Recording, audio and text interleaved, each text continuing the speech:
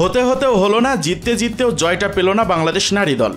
নারীদের ওয়ানডে বিশ্বকাপে দক্ষিণ আফ্রিকার কাছে 3 উইকেটে হেরেছে বাংলাদেশ।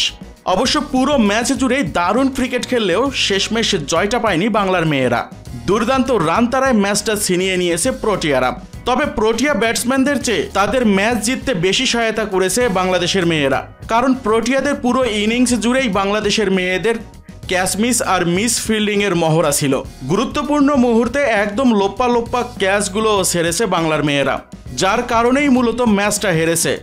বিশাখাপট্টনামে টসে জিতে আগে ব্যাট করার সিদ্ধান্ত নেয় বাংলাদেশ। 2 ওপেনার রুবাইয়া হায়দার ঝিলিক এবং ফারজানা হক এগিয়েছেন দেখে শুনেই। ওপেনিং জুটি থেকে আসে 53 রান। 52 বলে 25 রান করে বিদায় নেন ঝিলিক। 3 নম্বরে নেমে দলের হাল ধরেন শারমিন আক্তার সুপ্তা। টিকে থাকা ওপেনার ফারজানা হক অবশ্য বেশিক্ষণ টেকেননি। দলের 73 রানের মাথাতে 76 বলে 30 রানের ইনিংস খেলে বিদায় নেন ফারজানা হক। ফারজানার বিদায়ের পর সুপ্তার সাথে যোগ দেন অধিনায়ক নিগার সুলতানা জ্যোতি। ক্রিজে জমে যান সুপ্তা আর জ্যোতি।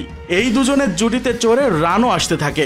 দলের 150 রানের মাথাতে মাত্র 42 বলে 32 রান করে থামেন অধিনায়ক, যেখানে তিনি হাঁকিয়েছেন 5টি বাউন্ডারি। নিগার সুলতানা জ্যোতির পথ ধরে সুপ্তাও বিদায় নিয়েছেন একটু পরেই, তবে বিদায় নেওয়ার আগে ছুঁয়েছেন 50ও। 77 বলে 50 রান করে রান আউট হয়ে সাজঘরে ফিরেছেন সুপ্তা। শারমিন আক্তার সুপ্তা অবশ্য তার ইনিংসটি সাজিয়েছিলেন 6টি বাউন্ডারিতে। শেষ দিকে টাইগ্রেসদের হয়ে ঝড় তোলেন স্বর্ণা আক্তার।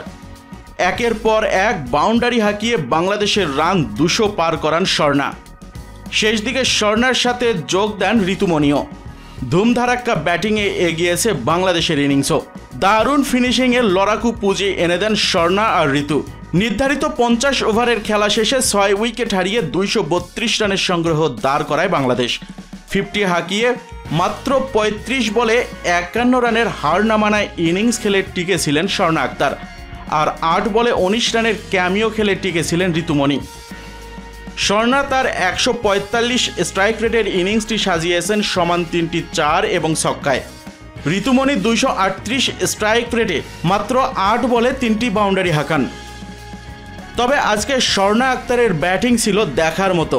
বলতে গেলে বাংলাদেশ জাতীয় ক্রিকেট দলের ব্যাটসম্যানদের শিক্ষা নেওয়া উচিত তার এমন দুর্দান্ত ব্যাটিংয়ে, কিভাবে ওয়ানডেতে ব্যাটিং করতে হয়। স্বর্ণা আক্তার এমন দুর্দান্ত ব্যাটিং করে 2টি রেকর্ড গড়েন। একটি হলো বাংলাদেশের হয়ে সবচেয়ে দ্রুততম হাফ সেঞ্চুরি হাঁকান তিনি, এবং এবারের 2025 উমেন্স ওয়ানডে বিশ্বকাপে দ্রুততম হাফ সেঞ্চুরির রেকর্ডও গড়েন তিনি। জবাব দিতে নামা প্রোটিয়া মেয়েদের শুরুতেই ধাক্কা দেন নাহিদা আক্তার। ওপেনার তাজমিম ব্রিটসকে গোল্ডেন ডাকে সাজঘরে ফেরান নাহিদা আক্তার। 1 রানের মাথাতেই প্রথম উইকেট হারিয়েছে দক্ষিণ আফ্রিকা।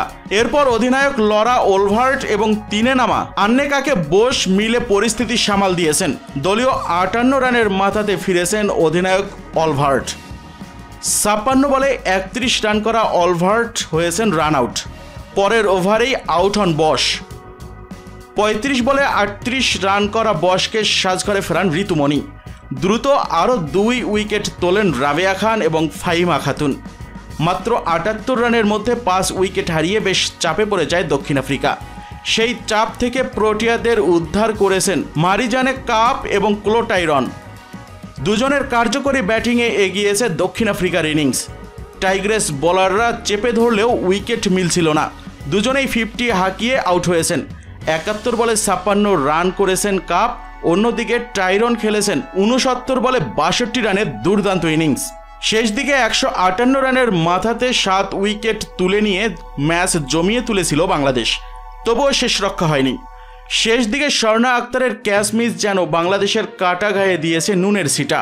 শেষ 2 ওভারে দক্ষিণ আফ্রিকার দরকার ছিল 13 রান, যে সমীকরণ শেষ ওভারে নেমে আসে 8 রানে। হাতে 3 উইকেট।